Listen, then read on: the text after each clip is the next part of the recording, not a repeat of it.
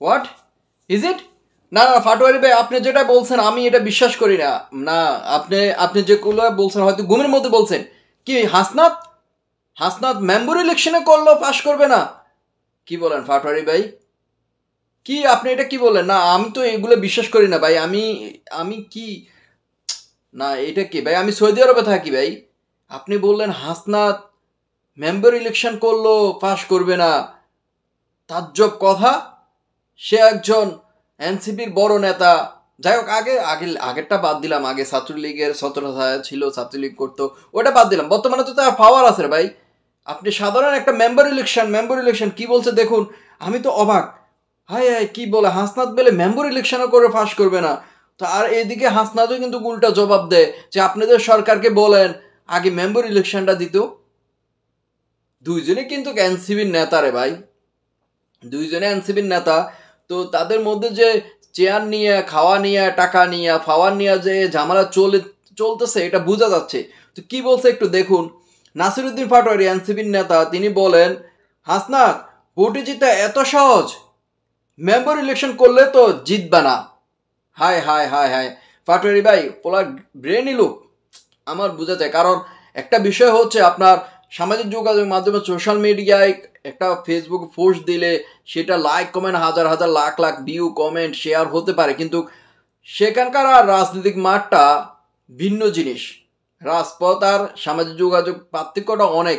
সেখানে জনপ্রিয়তা, সামাজিক যোগাযোগ মাধ্যমে জনপ্রিয়তা, আর এখানে জনপ্রিয়তা আকাশ দিনের বা আকাশ রাতে পার্থক্য আর কি, বুঝছেন না? রাত দিনের পার্থক্য যেটা বলা হয়, আকাশ পাতালে পার্থক্য।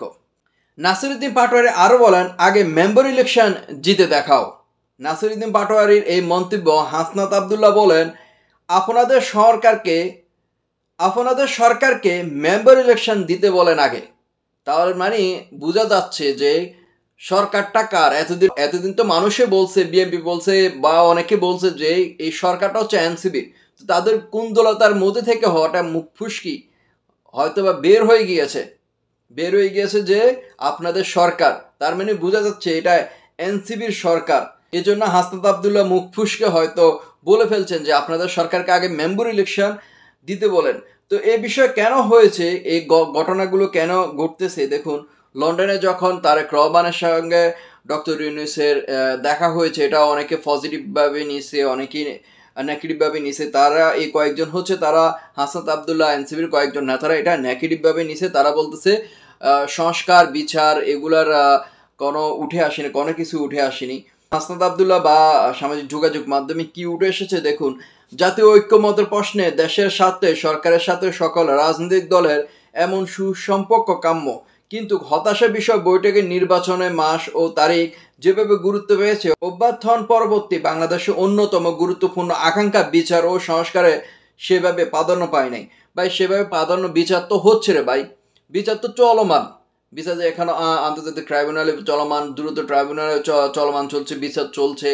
আপনি দেখুন এর আগে লুৎফুজ্জামান বাবর, এরপরে জামাতের এটিএম আজহারুর রহমান, তো তাদের তো অনেক আগেই ফাঁসির হওয়ার রায় হয়ে গিয়েছে, দিছে।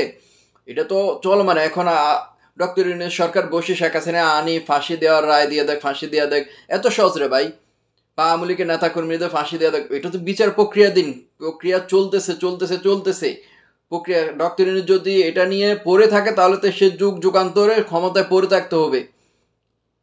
কিন্তু সরকার দেশের মানুষের যে একটা আকাঙ্ক্ষা, একটা সুষ্ঠু একটা নির্বাচন, যেটা বিএনপি সবসময় বলে আসছে, বিএনপি একটা নির্বাচন চায়, একটা ডেট চায়, সেটা জাস্ট চাইছে।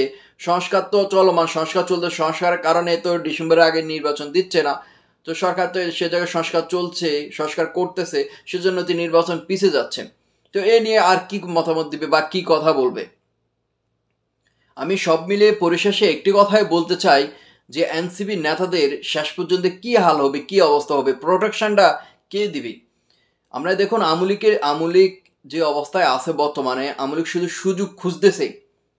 সুযোগ খুঁজলে এনসিপি নেতাদের তো করবে তাদের 14 গোষ্ঠী যারা আছে তাদের সুযোগ পাইলে হ্যাঁ সিস্টেম করে দিবে। সুযোগের অপেক্ষায় আছে তারা। আর বিএনপির সাথে বর্তমানে এনসিপির নেতারা যে অবস্থা শুরু করে দিয়েছে, তারা যেখানে সেখানে, এখানে সেখানে, বিএনপির নেতারা, অনেক নেতারা আবার দলের বা অনেক ভাবমূর্তি নষ্ট হয়ে যাবে মানুষের। রাজনীতিকে তারা অনেক বড় বাফের নেতা, তারা হয়তো অনেক সময় বলতে পারে না, কিন্তু মুখ বুঝে চুপ বুঝে থাকে। অনেক সময় বলে যে দুদু সাহেব বলছে প্রস্তাব টসাব করলে বাসি যাব, এ ধরনের কথা বলছে। হ্যাঁ, বাস্তব বর্তমানে যে প্রেক্ষাপট, যে নির্বাচন দিলে বিএনপি যে ক্ষমতায় আসবে, এটা পাগলও বোঝে রে ভাই, এটা পাগলও বোঝে। জাস্ট তোমরা বুঝতেছো না, তোমরা কি জন্য বুঝতেছো না? অল্পতে তোমরা অল্প পানি মাছ যখন বেশি পানিতে যখন মানে লাফালাফি শুরু করে আর কি, তো তোমাদের একটা সমস্যা হয়ে গেছে, পাওয়ার পাই গেছো, এই কয়েক মাসে ক্ষমতা পাই গেছো, টাকা পয়সার গ্রান লাগে গেছে, এইসবের কারণে, চেয়ার পাওয়ার কারণে তোমরা কোথায় কি বলবা, কোন জায়গায় কি বলবা, এটা তোমরা মাথা থেকে চলে গেছে তোমাদের। এটাই হচ্ছে তোমাদের সমস্যা। কারণ যার যতটুকু ওজন, টাকার ওজনও তো একটা বিষয়, প্রায় ক্ষমতার একটা বিষয় ওজন, কিন্তু ওজনটা তারা সামলাতে পারতেছে না, না পারে। যে জায়গায় সমন্বয় বড় বড় নেতারা হয়তো ভবিষ্যতে বিএনপি যদি ক্ষমতায় আসে, যে তারা এখন চুপ বুঝে রয়েছে, বিএনপি যদি ক্ষমতায় আসে যে তোমাদের কি অবস্থা হবে, হয়তো কয়েকজন নেতা হয়তো চুপচাপ হয়ে বা কথা বলতে পারবে, কিন্তু যারা গ্রামগঞ্জের বর্তমানে বিএনপির সাথে কয়েকটা জায়গায় কিন্তু বিএনপিও পাল্টা আক্রমণ করতেছে, দিতেছে, পাল্টা জবাব দিতেছে, কিন্তু সব জায়গায় দিতেছে না, চুপ বুঝে আছে, একটু অপেক্ষা করতেছে ক্ষমতায় যখন যাবে। কারণ হ্যাঁ, ক্ষমতায় গেলে মামলা হবে, আবার 2 দিন পরে, 1 দিন পরে, আবার 10 মিনিটের পরে আবার বের হয়ে যাবে, কারণ ক্ষমতায় থাকবে বিএনপি, প্রশাসন তাদের, সব কিছু তাদের থাকবে। তো গ্রাম অঞ্চলে যারা সমন্বয়ক, যারা যে অবস্থায় আছে, তাদের কি অবস্থাটা হবে চিন্তা করুন একটাবার। তো সেজন্য বলি ভাই, জায়গা বুঝে ঝুঁক বুঝে কথা বলো, মাপ কাঠি রাখি কথা বলো, কোন জায়গায় কি কথা বলতে হবে সেটা তোমরা এমন পর্যায়ে চলে গেছো, তোমাদের যেই আন্দোলনটা হয়েছে বৈষম্য বিরোধী আন্দোলন, সেটার ক্রেডিট তোমরা এককভাবে নিতে চেষ্টা করছো, এই জন্য তাদের অধঃপতন, তোমাদের অধঃপতন চলতেছে। এখন নিজেদের মধ্যে তারা, তোমরা কুন্দোলন বা নিজেদের চেয়ার বা খাওয়া দাওয়া বিষয় নিয়ে এখন ঝামেলা শুরু করে দিয়েছো।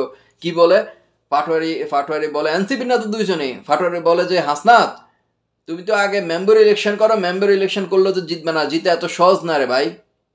এদিকে আবার ঠেলামাইরা হাসনাত বলে যে আপনাদের সরকারকে বলেন না আগে কি দিত, আগে মেম্বার ইলেকশন দিত। মানে দেখছেন ব্যাপারটা? তো তাদের মাঝে মিল নাই, তাদের মাঝে ঝামেলা, এগুলা কি মানুষের জনগণ দেখে না? মানুষের এখন হাসাহাসি তামাশা শুরু করে দিয়েছে। করবে তো রে ভাই, করার বিষয় তো করবে না, মানুষ হাসাহাসি ঠাট্টা মস্করা করবে না? করবেই। তো এই বিষয়ে মানুষ পজিটিভলি নেয় না। যদি বিএনপি বা ভবিষ্যতে ক্ষমতায় আসে, অনেক নেতারা হয়তো দেশ ছেড়ে যদি এনসিপির নেতারা পালিয়ে যায়, তখন কিন্তু তারা প্রশ্নবিদ্ধ মুখ বলবে যে কি কই গেল সাহস আপনাদের এখন, হ্যাঁ চিৎকার কই, জবাব কই, পালাই গেছেন লেজ গুটাই, এগুলো বলবে স্বাভাবিক। তো এই জন্যই বলছি, তাদের প্রোটেকশন বা ভবিষ্যতে তাদের কি অবস্থা হবে, প্রোটেকশনটা কে দিবে, কে আশ্রয় দিবে তাদেরকে, যে সব দলের সাথে যেভাবে তারা পাঙ্গা দিতেছে। তো তাদেরকে বলবো ভাই, এইসব পাঙ্গা টাঙ্গা না দিয়া ভালো কাজ করো, মানে অল্প পানির মাছ বেশি পানিতে পড়লে যেভাবে লাফায় আর কি, তোমাদের অবস্থা হয়ে গেছে এরকম। যাই হোক, তোমাদের ভালোটা তোমরাই বোঝো, কিন্তু ফাটোয়ারি ভাই যে কথা বলছে ব্রেনই লোক, সত্যি 100%। হাসনাত যদি মেম্বার ইলেকশনে করে জিতবে না রে ভাই, জিতবে না, এত সহজ নাকি? রাজনৈতিক মাঠ আর হচ্ছে সামাজিক যোগাযোগ মাঠ অনেক পার্থক্য। ধন্যবাদ সকলকে। হয়তো জিততেও পারে ভাই, বলা যায় না।